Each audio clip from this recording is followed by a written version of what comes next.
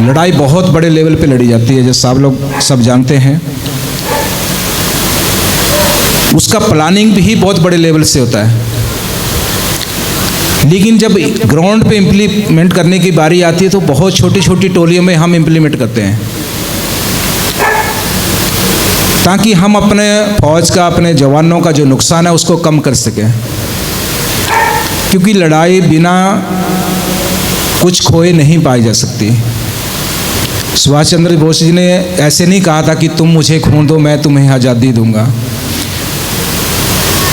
क्योंकि उनको पता था कि अगर आज़ादी पानी है तो हमें बलिदान देना पड़ेगा। तो इसीलिए उन्होंने वो नारा दिया था। तो वही चीज़ अभी वो यहाँ भी वही चीज़ लागू है वॉर के बीच में भी, कि जब भी आप वॉर लड़ोगे तो कुर्बानियाँ तो देनी पड़ेगी। बिना कुर्बानियों से तो कोई भी जीत संभव नहीं है। हाँ, कई हमारे जो कमांडर थे, साहब लोग थे, उन्होंने कर दिखाया है, आप लोगों ने देखा भी होगा। जो हमारा 13 जैकरिफ का जो सेकंड ऑपरेशन था 5140 का, जिसमें कैप्टन बत्रा साहब और कैप्टन जम्बाल साहब की कंपनी ने अटैक किया था 19 जून को, तो उस ऑपरेशन एक ऐसा ऑपरेशन है कारगिल के बीच का जो बिना किसी कैजुअल्टी से सक्सेसफुल हुआ है। बाकी कोई ऐसा ऑपरेशन नहीं है जो बिना किसी जवान के इंजर्ड हुए या डेथ हुए हमने उस कामयाबी को हासिल किया हो। लेकिन 5140 एक ऐसा ऑपरेशन था जो बिना किसी भी कैजुअल्टी, एक भी जवान हमारा इंजर्ड नहीं था, डेथ तो बहुत दूर की बात थी। जैसे जॉय साहब ने कहा, सुरेंद्र साहब ने कहा कि जो वहाँ पे कार्रवाइयाँ की हैं, जो एक्सपीरियंस जो इन लोगों से मिले, जैसे जैसे पलटने वहाँ पे लड़ी, आगे जो उनसे आगे दूसरी जब जानी होती है तो वो पीछे वालों से पूछ के और उनके जो एक्सपीरियंस है उनको अपने में शामिल ढाल के आगे बढ़ते हैं। और हर ऑपरेशन के बाद हम एक कॉन्फ्रेंस जो करते हैं जिसमें कि इसमें हमने क्या कमियां रह गई हैं और आगे हम उसको कैसे बेटर कर सकते हैं, वो हमेशा रहता है, जिसमें नफ़ा नुकसान आप समझ सकते हैं। अगर इस ऑपरेशन में हम कुछ और करते या क्या इसको बेहतर बनाने के लिए हम कर सकते थे, उसके ऊपर जब डिस्कशन होता है तो अगला ऑपरेशन जब आप करोगे उसमें और कम कैजुअल्टी होने के चांसेस रहते हैं। और हमारे जो कमांडरों ने जितने भी ऑपरेशन वहाँ पे लड़े या हमारी फ़ौज ने जो भी ऑपरेशन किए, आपने टीवी के माध्यम से या न्यूज़पेपर या बुक्स के माध्यम से देखा होगा। हमारा कोई ऐसा ऑपरेशन नहीं है किसी भी रेजिमेंट का, किसी भी यूनिट का, कि जिस ऑपरेशन के लिए गए हों और वापस उसको बिना सक्सेसफुल के वापस आए हों। हम लोग जब वहाँ गए थे तो हमने सिर्फ इतना देखा, पता था कि वॉर चल रही है, करना क्या है वो वहाँ जाके पता चलेगा। तो जो मैं आपको डर की बात कर रहा था, तो डर तब तक था जब तक वो बातें हमें लोग बता रहे थे कि वहाँ क्या चल रहा है। जैसे साहब कह रहे थे कि जो किसी की कैजुअल्टी इवैक्यूएशन जब हम करके आते हैं, जिसके ऊपर कोई इंजर्ड हो गया, कोई डेथ हो गया, हम उसको जब वापस उसके घर के लिए या हॉस्पिटल के लिए लेके आते हैं, तो जब आप उन लोगों को जाते हुए देखेंगे रास्ते में तो हौसला टूटता है। तो ऐसा लगता है कि दुश्मन हमसे भारी है। लेकिन जिस ट्रूप्स के अंदर लीडरशिप अच्छा है, जिस ट्रूप्स के अंदर एडम अच्छा है और जिस ट्रूप का एकता एक जैसी है, टीम वर्क में काम करते हैं, वो ट्रूप्स कभी भी नाकाम होकर नहीं आ सकता। वो अपने मकसद तक पहुंचने के बाद ही वापस आता है। कारगिल ऑपरेशन के बीच में आपने एक चीज़ और देखी होगी, दुश्मन इतनी हाइट में बैठने के बाद भी नहीं जीत पाया। आप कभी एलसी पे जाओगे या कभी द्रास वाले इलाके में जाओगे तो आप उस पहाड़ियों को कभी देखना, बिल्कुल सूखे पहाड़ है जिसमें पानी तक नसीब नहीं है। 6 मंथ वहाँ बर्फ़ रहेगी और 2 से 3 या 4 मंथ के लिए उसके ऊपर जो नॉर्मल टेम्परेचर रहेगा जब वो बर्फ़ पिघलती है। जब वो बर्फ़ पिघलती है तब जिस जगह बर्फ़ बची होगी सिर्फ उस इलाके में पानी मिलेगा, बाकी कहीं पानी नहीं मिलेगा। और कारगिल ऑपरेशन का टाइम ऐसा था कि उस टाइम पे तकरीबन 90% बर्फ़ जो थी पिघल चुकी थी। तो पानी के जो सोर्सेज थे वो भी कम थे, लेकिन फिर भी फौज 2 से 3 दिन तक भूखे और प्यासे रहने का एक्सपीरियंस जो था वो उनको काम आया। और जो बर्फ़ जो मिलेगी भी आपको तो वो इतनी काली हो चुकी थी आर्टिलरी शेलिंग की वजह से, बारूद की वजह से, कि उसमें सिर्फ ऐसे लगता था कि हम बारूद पी रहे हैं। लेकिन उसको पीने के बाद भी कभी कुछ नहीं हुआ, क्योंकि वो इलाका ही ऐसा था, जो भी चीज़ आप खाओगे, पहली बात है कि ऊपर हाई एल्टीट्यूड में, जैसे सुरेंद्र साहब कह रहे थे या जोया साहब ने कहा कि ऑक्सीजन सबसे बड़ी प्रॉब्लम थी। जैसे जैसे आप हाइट पे ऊपर चढ़ोगे ऑक्सीजन की कमी वैसे ही हो जाएगी। तो आपकी जो यहाँ चलने की रफ्तार है वो आपकी तकरीबन 70 से या 80% आपकी कम हो जाएगी। तो आप आइडियल गा लीजिए कि अगर आप यहाँ 100 मीटर दौड़ते थे तो वहाँ कितना मीटर दौड़ पाएंगे। उसके बाद चढ़ाई जो थी, रास्ता कोई नहीं था। 70 डिग्री या 60 डिग्री 50 डिग्री एंगल में अगर आप चढ़ाई चढ़ रहे हो और रास्ता कोई नहीं है, तो उसमें रास्ता बना के ऊपर तक पहुंचना है तो वो कोई आसान नहीं है। साथ में दुश्मन का फायर रहेगा।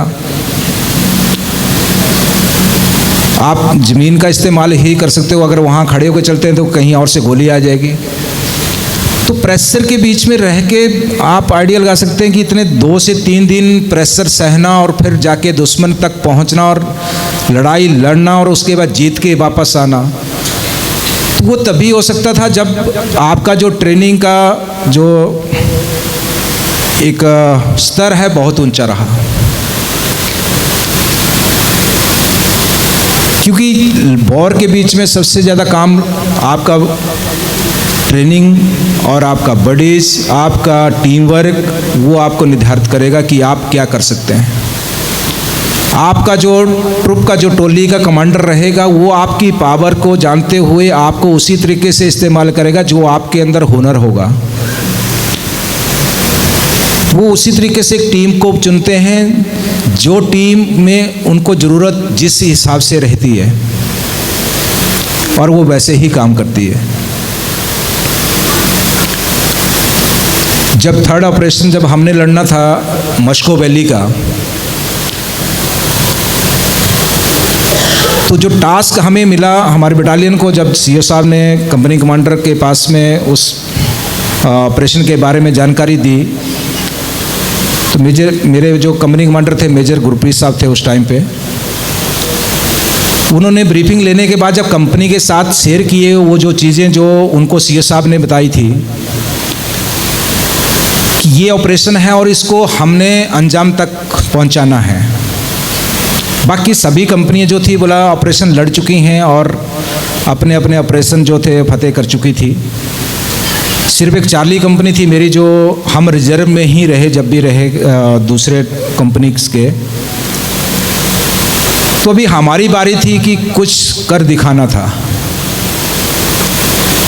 जो मस्को का जब टास्क मिला बटालियन को, कंपनी कमांडर ने कंपनी में करने के बाद जब उसमें पूरा देखा गया कि किस किस चीज़ की ज़रूरत वहाँ पड़ेगी, क्योंकि हमारे साथ उस इलाके में 2 नागा थी और 17 जाट थी।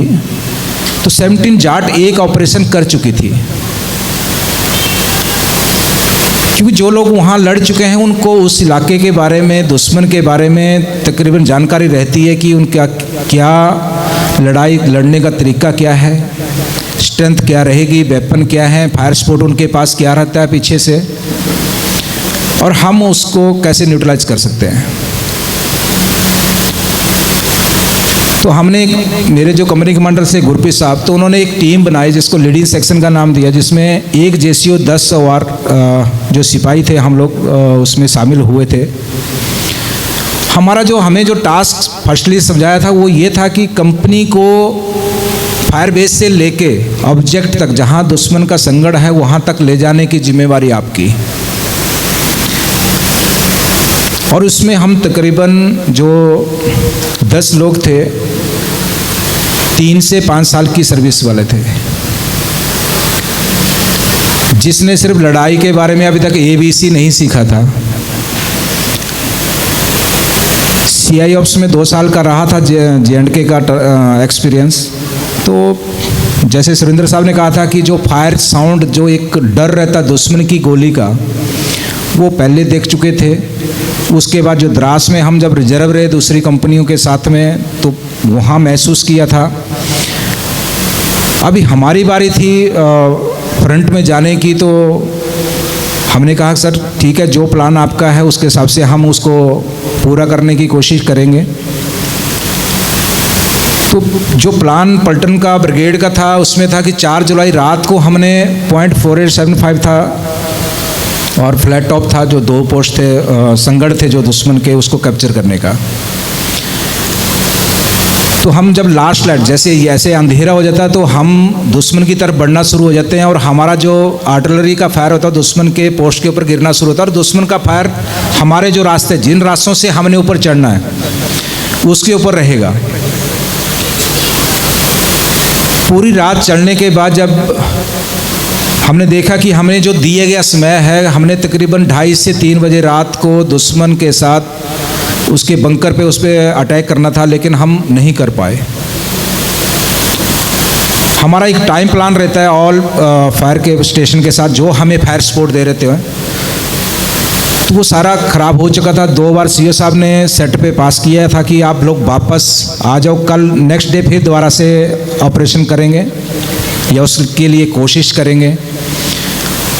तो हमारे जितने भी जवान हम उसमें शामिल थे, सबका यही कहना था कि वापस तो हम नहीं आएंगे, क्योंकि कोई ये नहीं चाहता था कि अपने पे वो दाग लगे कि हम उस ऑपरेशन को सक्सेसफुल नहीं, या उस ऑब्जेक्ट को नहीं ले पाए।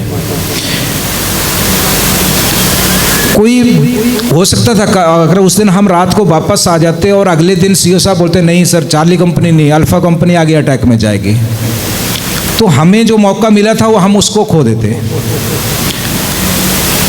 तो सभी कंपनी के जवानों ने, जो JCO साहब थे, अफसर साहब थे, सभी ने एक ही चीज़ में CO साहब को कहा कि हम लोग वापस तभी आएंगे या तो पोस्ट कैप्चर करके आएंगे,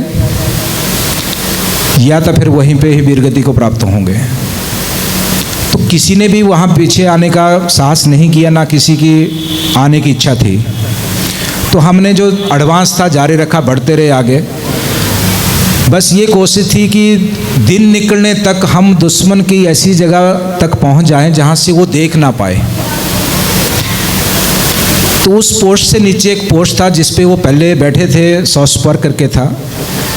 हम वहाँ तक सुबह तक पहुँचे।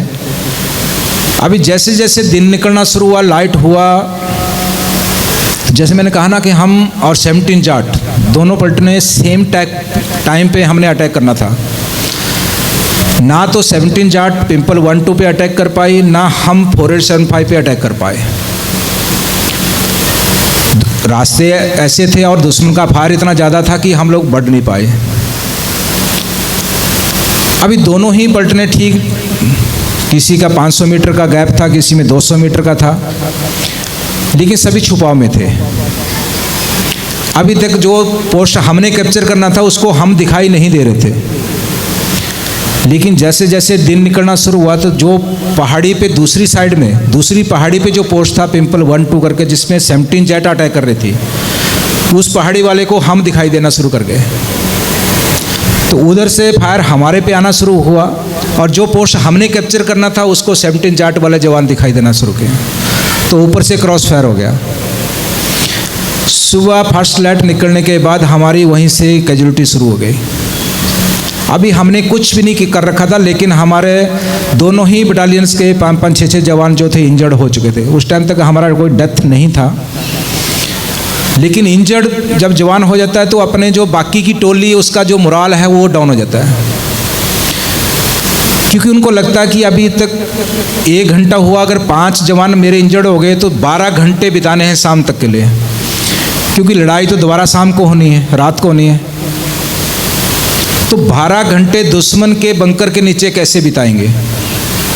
तब तक कितने लोग बचेंगे? तो कंपनी कमांडर ने तकरीबन 1-1.5 घंटा देखा, 2 घंटे देखे, फायर बंद होने का नाम नहीं ले रहा था और कैजुअल्टी कम होने का नाम नहीं ले रही थी। तो कंपनी कमांडर के पास एक ही चॉइस थी कि या तो दिन को अटैक करे या फिर बैठ के वहाँ पे कैजुअल्टी ले ले। तो उन्होंने अपने बाकी जो उनके प्लेटून कमांडर थे, 2IC थे, प्लेटून हवलदार थे, उन सब से जब राय ली तो उन्होंने सभी ने कहा कि सर दिन में एक बार ऑपरेशन करने के लिए प्लान करते हैं। बस इतनी बोलने की देरी थी कि सबके दिमाग में एक ही चीज़ बैठ गई कि हम अब अटैक करेंगे और ये सही समय है। तो उससे पहले हमारा बटालियन जब द्रास में थी और फर्स्ट ऑपरेशन जब लड़ा था भास्कर साहब, मेजर भास्कर साहब से ने, तो वहाँ भी रात को हम 2 बार सक्सेसफुल नहीं हुए। तो तीसरे दिन को 10-10:30 बजे अटैक किया था हम के ऊपर और 15 मिनट के अंदर सक्सेसफुल हो गए, टोटल 15 मिनट। तो यहाँ भी गुरप्रीत साहब ने वही करने की कोशिश की कि क्यों ना दिन को ऑपरेशन करें। अभी दिन को ऑपरेशन करना जो भास्कर सर ने किया था, वहाँ हम और दुश्मन बिल्कुल एक लेवल में बैठे थे, पहाड़ी के ऊपर वाले सिलसिले पे। लेकिन यहाँ 4875 पे हम अभी भी नीचे और ऊपर थे। वहाँ पे सिर्फ जोश और दौड़ने की कार्रवाई थी, सिर्फ भागना। तो मैं पहले ही आपको बता चुका हूँ कि वहाँ भागने की जो क्षमता है वो आपकी पहले ही क्षीण हो जाती है। लेकिन दुश्मन एक ऐसी चीज़ है जो आपकी हर क्षमता को दोबारा से बढ़ा देता है।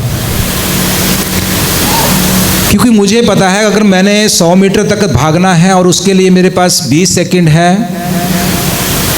और 20 सेकंड के बाद गोली आएगी, तो मेरी जो रफ्तार है वो 100 नहीं, वो 200% बढ़ जाएगी। तो हमने पूरा प्लान वैसे ही किया कि जो भी इलाका है वहाँ पे जहाँ दुश्मन का फायर रहेगा वहाँ हम कोशिश करेंगे कि भाग के निकले। लेकिन उसके लिए हमें फायर सपोर्ट चाहिए। तो उसके लिए सीओ साहब, हमारे जो लेफ्टिनेंट कर्नल YK जोशी साहब थे, तो उन्होंने कहा कि फायर सपोर्ट मैं दूंगा, लेकिन जब तक आपको चाहिए आप सही समय, सही टाइम और सही जगह बता देना। तो द्रास सेक्टर में जब ऑपरेशन किया था वो भी हमने 10:30 बजे दिन को किया था। तो यहाँ भी जो टाइमिंग रखा, मेरे जो कंपनी कमांडर थे मेजर गुरप्रीत साहब, उन्होंने वही सेम टाइम चुना 10:30 बजे, क्योंकि दुश्मन को ये ना लगे कि ये टाइम आगे पीछे हो सकता है या उनको ये ना लगे कि हम ऑपरेशन नहीं करेंगे। अभी दुश्मन तो दिन को तैयार रेडी नहीं रहता, क्योंकि उसको पता था कि जो भी अटैक होगा वो रात को ही होना है। तो उसका फ़ायदा हमें कहीं ना कहीं रहता ही था और हम उसका फ़ायदा उठाना चाहते थे। अभी यहाँ से जो भी कार्रवाई करनी थी, तो जैसे मैंने पहले कहा कि जो पहला ऑपरेशन था उसमें सिर्फ साउंड, यानी दुश्मन को इतने जोश से हल्ला करते हुए भागना है कि दुश्मन ऐसे ही पागल हो जाए कि क्या हुआ, उसकी समझ में नहीं आया कि इंडियन आर्मी कर क्या रही है। जब द्रास में जब किया था, जब भास्कर सर ने, तो जब भागना शुरू किया था तो पाकिस्तानी सिर्फ भागते समय एक ही चीज़ बोलते थे, बोला इंडियन आर्मी पागल हो गई है। एक्चुअली पागलपन था। दिन को कभी हमने प्रैक्टिस तक नहीं किया कि दिन को लड़ाई कैसे लड़ी जाती है, और उस दिन तो एक्चुअल लड़ाई लड़ रहे थे और वो भी सिर्फ खड़ा होके। सिर्फ एक ही चीज़ थी, बस जोश, भाग रहे थे और हल्ला कर रहे थे। तो मेरी पलटन का नारा वही था, दुर्गे माता की जय। तो हम लोग बस दुर्गे माता की जय करके भागना शुरू कर देते थे। दुश्मन ने अपने सारे वेपन अम्युनिशन छोड़ के सिर्फ खाली भागना अच्छा समझा, लेकिन कितनी दूर तक। तो वो तकरीबन जितने थे जो लास्ट बंकर वाले वो बच गए, बाकी वाले सारे मारे गए। तो यहाँ थोड़ा सिचुएशन जो हमारे साथ थी वो थोड़ी अलग थी। अभी हम यहाँ भाग नहीं सकते थे ज़्यादा, क्योंकि हाइट काफ़ी थी। तो कंपनी कमांडर ने एक ही चीज़ कही कि जब तक आप संगड़ तक ना पहुँच जाएं, तब तक दुश्मन को पता नहीं लगना चाहिए कि आप संगड़ के बाहर तक हैं या आप इस इलाके से उसके बीच तक घुस गए। साइलेंट। टाइम बहुत है, पूरा दिन पूरी रात हमारे पास है। तो हमने सारा प्लान करके, जैसे मैंने पहले कहा था कि चक्रव्यूह में घुसने का प्लान किया गया, लेकिन आगे निकलना कैसे है वो जो अंदर घुस गए उनको देखना था। जैसे फायर स्पॉट मिला, दुश्मन का फायर बंद हुआ, हमारी जो लीडिंग सेक्शन थी एक जैसी 10 OR की, हम लोग भाग के आगे निकल गए। तो हमें 35-40 मीटर का इलाका था जिसमें आड़ नहीं थी, जिसमें प्लेन था। उसको क्रॉस करके हम लोग संगड़ के बिल्कुल नीचे आ गए। अभी हम तो दुश्मन की नज़रों से बच गए, लेकिन जो मेरे पीछे वाले आने वाले थे वो नहीं आ पाए। तब तक उसका फायरिंग दोबारा से स्टार्ट हो गया। अभी पीछे से हमें मैसेज सिर्फ इतना मिला कि भाई जो कुछ करना आप लोगों को करना है, बाकी नफरी आगे नहीं आ सकते। अभी हम दोबारा फायर स्पॉट नहीं ले सकते, क्योंकि जिस इलाके में फायर स्पॉट आना है उस इलाके में हम 11 लोग बैठे थे। तो हमने 10:30 बजे आगे शुरू किया। इस कार्रवाई में हम तकरीबन वही लोग आगे बढ़ते थे, क्रॉल करके आगे बढ़ते थे जिसको लगता था कि मेरे इलाके में दुश्मन का फायर नहीं है। धीरे धीरे बढ़ते गए। तकरीबन 1:30 बजे के करीब हम फर्स्ट बंकर तक पहुंचे थे, सिर्फ 2 जवान। लेकिन हमने सर उठा के नहीं देखा कि हम हैं कहाँ, मेरे लेफ्ट कौन है, राइट कौन है या पीछे कौन है। क्योंकि दिन का टाइम था, थोड़ा सा भी अगर आप ज़मीन छोड़ के ऊपर चलोगे वहीं गोली आ जाती थी। तो जब तक हम बंकर के पास पहुंचे तो देखा, जब साउंड ऊपर से उसके जो फायर हो रहा था, उनके जो गन थी जब फायर कर रही थी, तो उसका जब फायर हो रहा था तो उसकी साउंड देख के हम लोगों ने गर्दन उठाई। तो हम इतने नज़दीक पहुंच गए थे, मैं और जो मेरा बड़ी था नितेंद्र सिंह, कि हम अगर खड़े हो जाएं तो आराम से उसकी दोनों गनों को खींच के बाहर निकाल लें। लेकिन सबसे बड़ी बात वही थी कि एक्सपीरियंस नहीं था। अभी एक्सपीरियंस हम दोनों ही नए थे। मेरा 3 साल का सर्विस था, उसका 3.5 साल का था। हमें ये समझना आए कि इसको कैसे चुप करवाया जाए। अभी हम सिर्फ सोच रहे थे, तो जो मेरा प्लाटून कमांडर था, एक नायब सूबेदार साहब थे, उनकी नज़र हमारे पे पड़ गई। तो हम सिर्फ नजरी मिलाप करते थे, बाकी ना ही सेट इस्तेमाल करते थे, ना ही हम बातचीत करते थे। तो हमने नीचे की तरफ देखा तो प्लाटून कमांडर जो थे मेरे रमेश साहब, तो उनसे नज़रें मिल गई हमारी। तो वो एक ही चीज़ बोलते थे, गन खींचो गन खींचो। अभी हमने बोला यार क्या बात कर रहे हैं, कंटिन्यू फायर कर रही है, कैसे खींचे भाई इसको, कम से कम इसका फायर तो बंद हो जब हम उसको खींचें। लेकिन जो मेरा बड़ी था उसने बोला भाई करना हमें ही है, लेकिन समय कम है। अगर अंदर वाले को पता चल गया कि हम उसके बाहर बैठे हैं तो वो पत्थर मार के ही मार देगा, उसको फायर करने की ज़रूरत नहीं है। अंदर से एक ग्रेनेड फेंकेगा, बाहर तब मार देगा। तो बोला जितना कुछ करना है वो जल्दी करना। अभी साहब जो बोल रहा है वो सही बोल रहा है। अभी हालात ऐसे हैं कि जब तक गन ये फायर कर रही है और अंदर जीवित बैठे हैं तब तक हम सेफ नहीं हैं। तो बड्डी ने अपना जो फील्ड पट्टी थी वो निकाल के मुझे दी, जो हमें खुद को इंजर्ड होने के बाद हम अपने जख्मों पे लगाते हैं।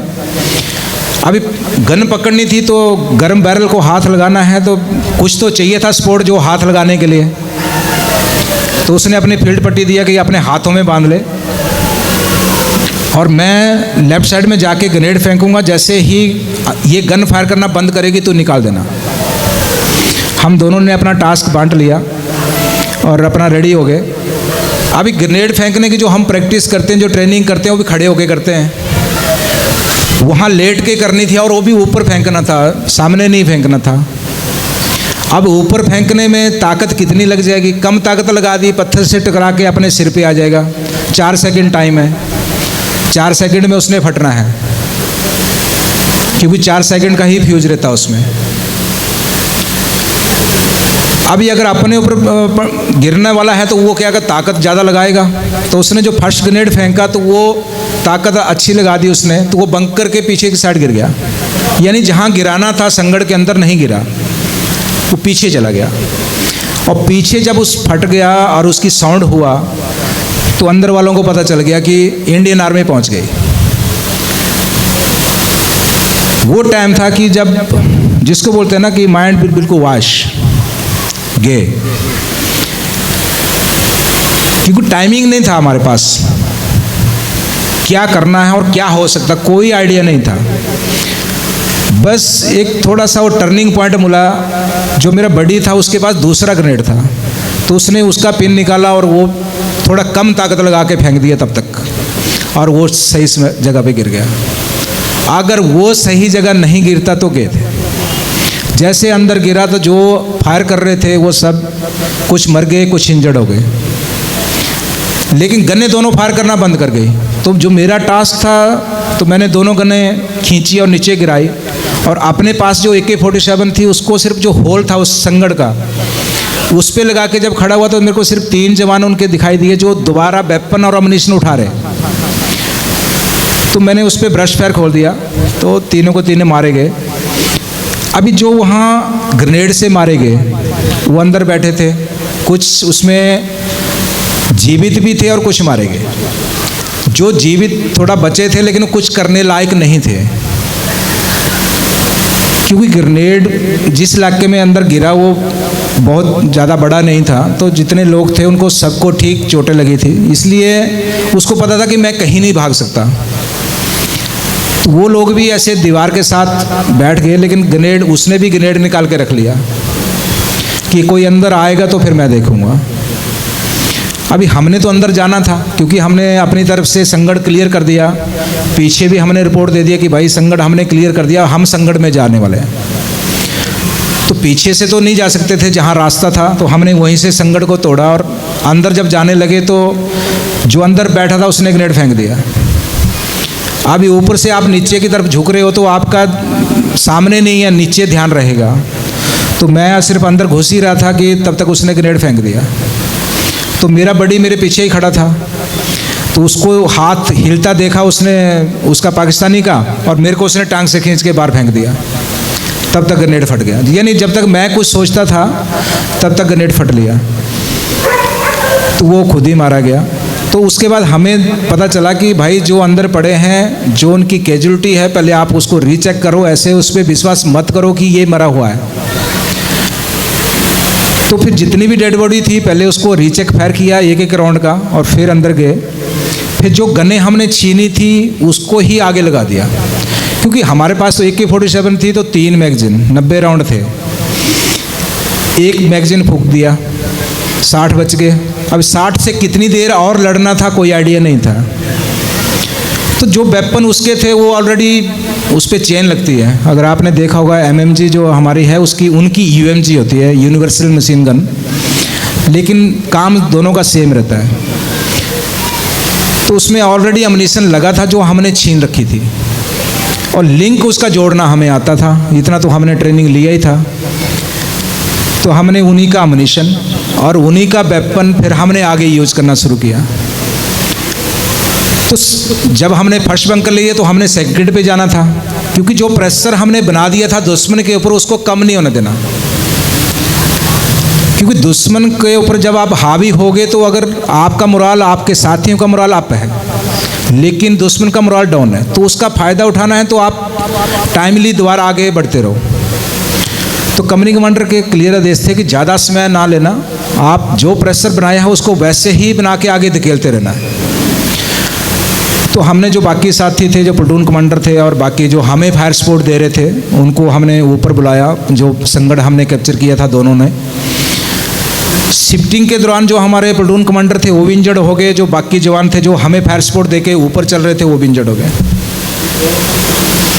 फिर हमने उनको फायर सपोर्ट, और जहाँ से फायर आया था वहाँ फायर सपोर्ट देके उनको संगड़ तक पहुँचाया, फर्स्ट एड दिया। अभी हमें संगड़ में भी कुछ लोगों को बैठाना था और कुछ लोगों को आगे जाना था, 12 में से 11 में से। तो जितने इंजर्ड हो गए उनको हमने संगड़ में बैठा के सैगड़ मक्कर के लिए निकल गए। अभी सेकंड बंकर पे जाके दुश्मन ने हमें धोखा देने के लिए दो अलग अलग पोजीशनें बना ली। देखने में पोजीशन सिर्फ एक ही थी, जो संगड़ था उसका, हम सिर्फ उसको ही कवर करके रहे, लेकिन दुश्मन ने अपने कुछ एक टोली को लेफ्ट साइड में बड़े पत्थर थे उसके पीछे छुपा दिया, और उन्होंने कभी फायर भी नहीं खोला, जबकि हम उसकी रेंज में थे। तो हम जो 6 जवान थे जो आगे बढ़े थे सेकंड बंकर की तरफ, नीचे उतर के दोबारा चढ़ना था दूसरे संगड़ की तरफ। जब चढ़ना शुरू किया तब लेफ्ट वाले ने फायर खोला। अभी हम लोग मैक्सिमम जो भी थे बड्डी पेयर में ही, 2-2 में ही हम हरकत करते थे। जैसे लेफ्ट साइड में फायर हुआ या फायर की जैसे ही आवाज़ सुनाई दी तो हम लोग पूरा नीचे ज़मीन पे लेट गए। अब कितनी आड़ वहाँ है कितनी नहीं ये हमने नहीं देखा, फायर होते ही साउंड सुनते ही लेट गए। अभी दुश्मन का जब पता ही नहीं है तो फिर क्या देखना था। तो जैसे ही लेट गए तो फायर तो हो चुका था, तो इतना तो पता था हमें कि जो हमारे लेफ्ट साइड वाले साथी हैं पहले उनके ऊपर हुआ। तो हमने सेट से मिलाप करने की कोशिश की तो कोई रिस्पांस नहीं आया, तो हमने आइडिया लगा लिया कि दोनों के दोनों डेथ हो चुके हैं। अभी 6 में से 2 डेथ हो गए, 4 हम बाय बैलेंस थे। दुश्मन को हमारी हर जगह का पता था कि हम कहाँ हैं, बस इतना था कि हम पत्थरों में लेट गए थे।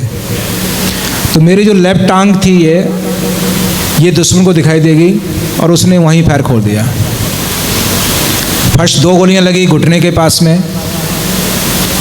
जैसे सुरेंद्र साहब बोल रहे थे ना कि पता नहीं चला कि गोली लग गई, क्योंकि आपका ध्यान अपने पे है ही नहीं, आपका ध्यान सिर्फ उस पे लगा है कि कब मुझे मौका लगे, जो आप कर रहे हो वो मैं कब करूं, क्योंकि जब तक वो जीवित है मैं सेफ नहीं हूं। तो आपका ध्यान अपने ऊपर बिल्कुल भी नहीं रहेगा। तो वैसा ही मेरे साथ वही था, अपनी तरफ ध्यान नहीं था लेकिन गोलियां 2-2 लग गई। जब थोड़ी देर के बाद मुझे एहसास हुआ कि गोली लग चुकी है तो मैंने अपने बड़ी को कहा कि यार गोली लग गई है। तो वो मेरे को एक ही चीज़ बोलता है, यार मेरे पास आ जा, यहाँ थोड़ी आड़ और अच्छी है। अभी मैं क्रॉल करने लगा ही था तो तब तक दोबारा फायर आ गया, पत्थर से टकरा के गोलियाँ फिर साइड में लग गई। तो मैंने उसको फिर बोला, मैं बोला भाई फिर लग गई। तो उसने कहा कुछ ज़्यादा तो नहीं। मैं बोला नहाया तो नॉर्मल है। तो बोला क्रॉल करके मेरे तक पहुँच। तो मैं बड्डी तक पहुँचा। उसके बाद आड़ अच्छी थी तो फिर मैं सेफ रहा। उसने तकरीबन 10 मिनट तक कंटिन्यू फायर रखा। 10 मिनट के बाद जो राइट में थे मेरे, उनके ऊपर भी सेम फायर करते रहे वो उनको भी दोनों को इंजर्ड हो गए। एक के कंधे में गोली लगी और एक को मेरी तरह टांग में लगी। 6 में से 2 डेथ हो लिए, 1 सेफ था, बाकी 3 इंजर्ड थे। आधा घंटा उसने हमें सर उठाने का मौका नहीं दिया क्योंकि हाइट पे था। तो हमने भी बोला भाई तू कर ले जो करना है, जितना करना है, तेरे पास है अम्युनिशन फूंक ले, हम तो बाद में देखेंगे जब मौका लगेगा। तकरीबन आधे घंटे के बाद जब उसने देखा कि कोई रिस्पांस नहीं है, आपने देखा होगा कि गोली लगने के बाद कितना दर्द हुआ होगा, जो दर्द उसने अपने अंदर पी लिया। किस लिए? सिर्फ इसलिए कि अगर वो चिल्लाता वहाँ पे या किसी को हेल्प के लिए बुलाता तो उसको पता चल जाता कि अभी जीवित है भाई तू। जब वो चिल्ला नहीं रहा तो इसका मतलब है भाई काम हो लिया उसका भी। तो हम सब ने उसको एहसास दिला लिया कि भाई साहब जिसको आपने गोलियां मारी हैं वो मर चुके हैं, कोई यहाँ जीवित नहीं है। जब उसको ये एहसास हो गया और आधा घंटा उसने वेट भी किया, जब हम ना कोई रिस्पांस दिया ना कोई हरकत की, सेट बिल्कुल स्विच ऑफ कर दिए, तब उसने देखा कि कोई यहाँ नहीं है। तो मैं अभी अपने पोस्ट पे चलता हूँ। तो जो उसका संगड़ था फिर उसने वहीं पे जाना था, तब वो चढ़ना शुरू किया निश्चिंत होकर, क्योंकि वो अपनी तरफ से यहाँ जो अटैक था उसको वो फिनिश कर चुका था। तो जब चढ़ाई में चढ़ेगा कोई भी और पथरीला इलाका तो पत्थर गिरेंगे। जब पत्थर गिरने से जो आवाज़ आई पत्थर गिरने की, तो हमें आइडिया चल गया कि अभी ये हरकत कर रहा है, अभी ये चल रहा है, बैठा नहीं है, सिस लेके फायर नहीं खोल सकता। अभी हम बैठे हैं, हम सिस लेके फायर खोल सकते हैं। तो मैं और जो मेरे बड़ी थे, हम दोनों ने अपना अपना गन सेट किया और एक ही बार में हम सिर्फ खड़े हुए। तो जब खड़े हुए तो उसका तो ध्यान हमारी तरफ था ही नहीं, क्योंकि वो तो ऊपर चढ़ रहा था। तो तो हमने जैसे ऊपर देखा तो वो तो आराम से गन कंधे पे रख के जा रहे हैं कि भाई हमने तो यहाँ कोई नहीं छोड़ा है अभी। तो जैसे हमने फायर खोला दोनों के ऊपर, दोनों जैसे गिरे वहाँ पे जो बंकर वाले थे भाग लिए, लेकिन हमें पता कैसे चले कि भाग गए, सिर्फ फायर बंद हो गया। उनको लगा कि जो अटैक था वो तो सारे लोग मारे गए थे, अभी ये दूसरा अटैक जो है इनका कोई और ट्रुप्स जो है दूसरी साइड से आ गया और जो बचे थे ये भाग लिए। पर हमने रिस्क नहीं लिया, आराम से क्रॉलिंग करते हुए ऊपर तक पहुँचे, संगड़ में गए, सेम कार्रवाई, ग्रेनेड फेंका, लूप होल पे जाके उसमें फायर खोला, कोई रिस्पांस नहीं। पहले वाले बंकर में जब ग्रेनेड फेंका था तो पूरा चिल्लाना, गालियाँ सब बकना शुरू कर दिया था उन्होंने, लेकिन यहाँ कुछ नहीं। तो हमने आइडिया लगा लिया कि भाई यहाँ से भाग गए, तो सेम कार्रवाई हमने संगर को तोड़ा, अंदर गए, जो उनकी डेड बॉडीज़ थी, जो क्रॉस फायर में, आर्टिलरी शेलिंग में जो मारे गए थे, उनको एक बार रीचेक फायर किया और आगे के इलाके में अपना गन सेट करके लेट गए। तकरीबन 15 मिनट के बाद जो उनका इलाका था, जब नीचे उतर के वो लास्ट बंकर की तरफ जब जाने लगे तब हमारे नज़रों में आए।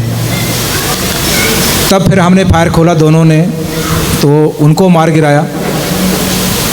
ये कार्रवाई करते जो लास्ट संगड़ था, जो जितने भी लोग यहाँ से भागे थे इस पूरे इलाके से, मस्को वैली के, तो लास्ट संगड़ था वहाँ जाके वो सब इकट्ठे थे। सुरेंद्र साहब और साहब ने एक चीज़ और की थी, लीडरशिप। पाकिस्तान के जवानों के साथ जितनी भी लीडरशिप थी सबसे पहले वो पोस्ट छोड़ के भागती थी। अभी जिसका लीडर पहले भाग जाएगा तो भाई उसकी सेना कब तक लड़ेगी? जिसको पता मेरा लीडर ही मेरे साथ नहीं है, मेरे को जिस चीज़ की ज़रूरत है वो मेरे को नहीं मिल सकता, तो वो कैसे कितनी देर तक लड़ते? उसका फ़ायदा हमें मिला ऐसा नहीं है। हमने जो देखा तो वो जितने भी लोग भागे हुए थे वो लास्ट में जब हमने यहाँ उनको पता चल गया कि ये बंकर, लास्ट बंकर भी इनके कब्जे में आ गया, तो वो पूरे के पूरे इकट्ठे होकर वापस काउंटर अटैक की कार्रवाई करने लगे। लेकिन उनको नहीं पता कि भाई अभी हाइट हमारे पास है, आपके पास नहीं। जैसे मैं पहले कहा था ना कि अगर हम उस हाइट पे बैठे होते तो हम कभी नहीं चढ़ने देते। तो हमने बोला भाई अभी या तो आ जाओ। तो हमने जो गन्ने उनकी छीनी हुई थी साथ लेके गए थे, वहीं से दोबारा शुरू कर दी, भाई तुम्हारा अमरीशन और तुम लोगों पे आएगा। तो जब वही हमने यूज़ करना शुरू किया, जब उन्होंने देखा कि भाई ये तो अभी हाइट में है, तब वो फिर भागे पीछे। तो हाइट का बहुत फ़ायदा मिलता है और लीडरशिप का बहुत ज़्यादा। लीडरशिप के बिना किसी भी ऑपरेशन में आप मान के चलो कि उसको सक्सेसफुल होने में बहुत मेहनत लगेगी। अगर लीडरशिप आपका सही है, सही समय पे उसका डिसीजन है, और जवानों के बारे में अगर वो हर छोटी सी छोटी बात को जानता है और उसको पूरा करता है, तो उसका ट्रूप्स कभी वापस नहीं आ सकता बिना किसी कामयाबी हासिल किए बिना।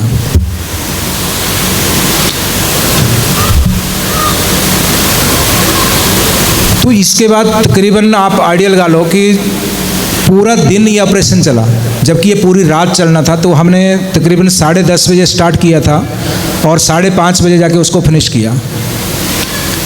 अभी जितने लोग इंजर्ड थे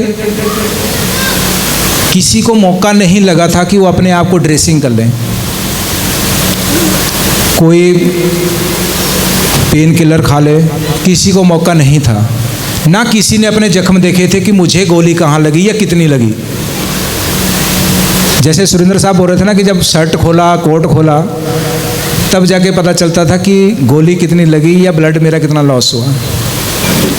आपने कई बार देखा होगा कि टांग में गोली लगने से भी मौत हो जाती है, लेकिन उसका ब्लड लॉस होने की वजह से। हमारे साथ हमारे काफ़ी जवान थे जो फर्स्ट ऑपरेशन में, उसमें ऐसी कंडीशन थी।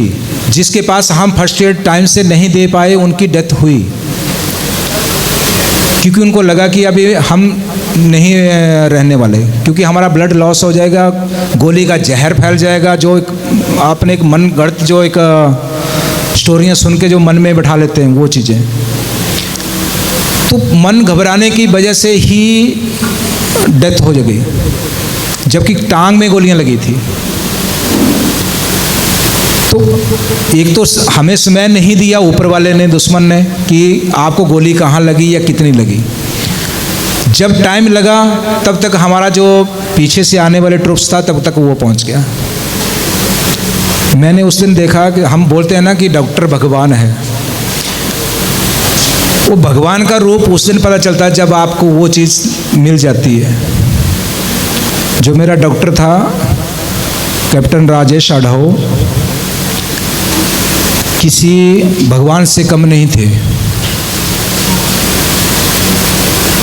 जो जवान उन तक पहुंचा है, चाहे वो 1 गोली लगी है या 10 लगी है या 50 लगी है, वो आज जीवित है जो उनके हाथों तक पहुंचा है। या डॉक्टर साहब उस तक पहुंचे या वो डॉक्टर तक पहुंचा। जिस तक डॉक्टर पहुंचा है और जिसने डॉक्टर साहब से ट्रीटमेंट लिया है वो आज जीवित है, चाहे कंडीशन कोई भी है।